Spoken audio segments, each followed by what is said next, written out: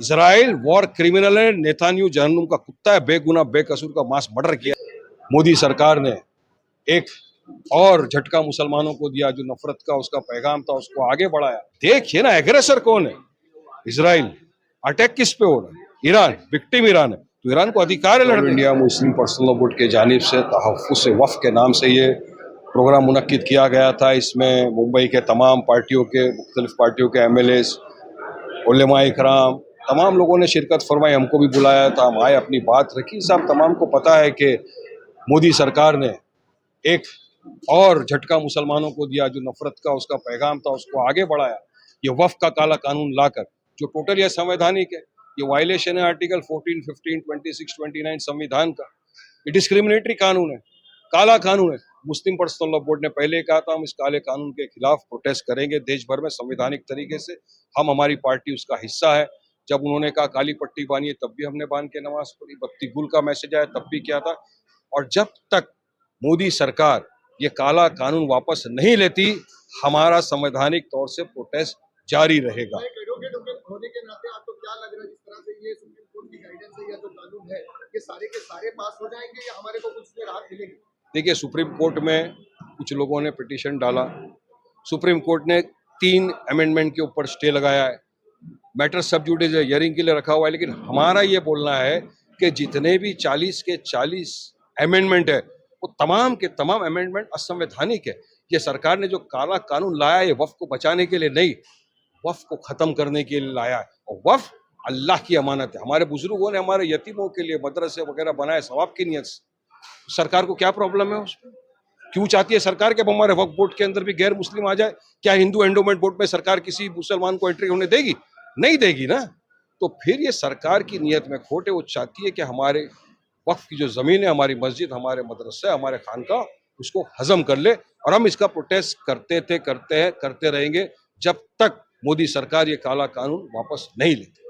जंग शुरू किसने किया? इजराइल ने अटैक किया। इजराइल ने अटैक क्या बोल के किया? न्यूक्लियर प्रोग्राम के लिए कर रहा हूं। फिर क्या बोला? तख्ता पलटी के लिए कर रहा हूं, रेजिम चेंज के लिए। फिर क्या बोला? वहां के नेताओं को मारने के लिए कर रहा हूं। अब क्या कर रहा है इजराइल?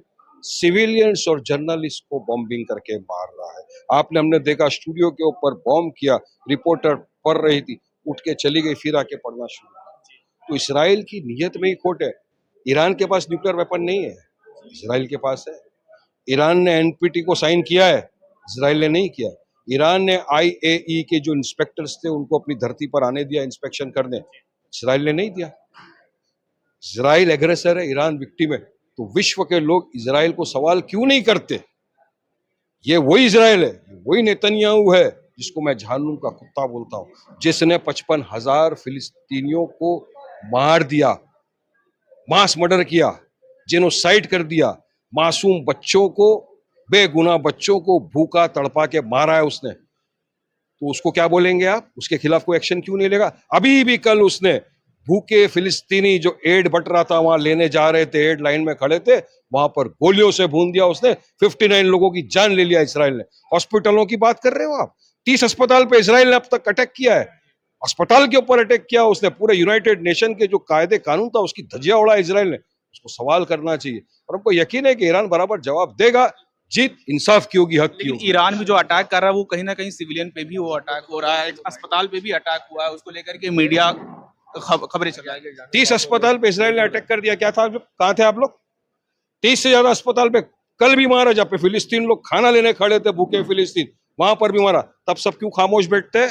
अरे इसराइल, नेतन्याहू वॉर क्रिमिनल है, उसके खिलाफ मास मर्डर का केस होना चाहिए। उसने जेनोसाइड किया है। और मैं तो कहूंगा जहन्नुम का कुत्ता है ऐसा बेगुनाह बेकसूर मजलूमों को मारने वाला। देखिए, हम आतंकवाद का समर्थन नहीं करते। आतंकवाद, आतंकवादी का हमेशा हमेशा से हमने कंडेमनेशन किया है। मगर यहाँ देखिए ना, एग्रेसर कौन है? इसराइल। अटैक किस पे हो रहा है? ईरान। विक्टिम ईरान है, तो ईरान को अधिकार है लड़ने का। कर रहा है वो। भारत में देखा जा रहा है सोशल मीडिया पे लोग डिवाइडेड है कि कुछ लोग इजराइल का सपोर्ट कर रहे हैं, कुछ लोग ईरान का सपोर्ट कर रहे हैं। भारत फिलिस्तीन कॉज से अभी से नहीं, पहले से सपोर्ट कर रहा है। महात्मा गांधी फिलिस्तीन के सपोर्ट में थे, अटल बिहारी वाजपेयी फिलिस्तीन के सपोर्ट में थे। उसके बाद जय शंकर जो है हमारे फॉरेन मिनिस्टर, उन्होंने भी फिलिस्तीन का समर्थन किया। भारत ने एड भेजा फिलिस्तीन को। तो मैं कहूंगा भारत तो फिलिस्तीन के साथ खड़ा हुआ है। और ये जो इसराइल के साथ खड़े हुए हैं, इनके खड़े खड़े अगर पैर दुख गए तो मैं बोलूंगा बैठ जाओ। इसराइल वॉर क्रिमिनल है, नेतान्याहू जहन्नुम का कुत्ता है, बेगुनाह बेकसूर का मास मर्डर किया है। मौजूदा सरकार के कार्यप्रणाली को लेकर के भी सवाल खड़े कर रहे हैं, खड़े हो रहे हैं। क्या मौजूदा सरकार का क्या है? ट्रम्प के तो बात कर लिया ना, जी ट्रम्प असीम मुनीर को, वो असीम मुनीर जो बयान दिया, उसके बयान के बाद में हाँ पहलगाम का अटैक हो गया, फिर उसको तुम खाने पे बुलाते। मोदी जी 35 मिनट बात करते, बोलते नहीं हमारा कुछ बात नहीं हुई उसके बारे में कि उसने सीज फायर किया।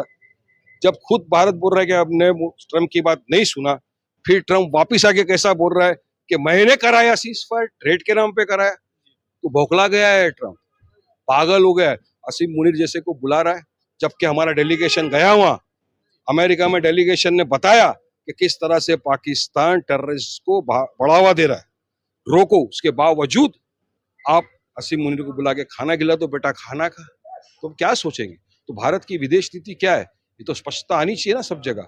आएगा आगे, देखो क्या होता है। एट द एंड आपसे सवाल करना चाहूंगा कि नगर पालिका चुनाव आ रहा है, तो इसमें AIMIM का क्या रुख होगा, क्या स्टैंड है? अरे लड़ेंगे, चुनाव लड़ेगी, लड़ेंगे चुनाव, पूरी तरह से लड़ेंगे, सब जगहों पे लड़ेंगे। और इंशाल्लाह हमको अल्लाह की जात से यकीन है कि हमारे कॉरपोरेटर्स भारी तादाद में इस मर्तबा जीत कर आएंगे, कि लोगों की मोहब्बत हमारे साथ है। लोगों को भी एक विकल्प चाहिए, MIM एक विकल्प के तौर पर उभरेगी। और कहाँ कहाँ लड़ेंगे, कितनी सीट पर लड़ेंगे, आपको राइट टाइम के ऊपर पता चल जाएगा। शुक्रिया धन्यवाद सर।